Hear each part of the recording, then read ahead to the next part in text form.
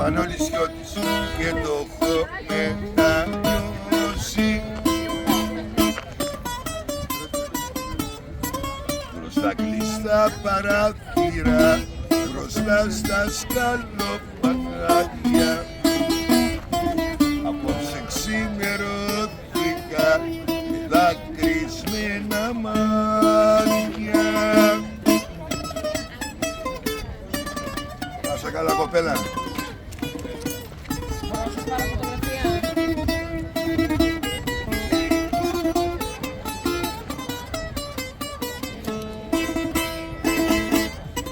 Μπροστά κλειστά παράθυρα, μπροστά στα σκαλοπατάκια.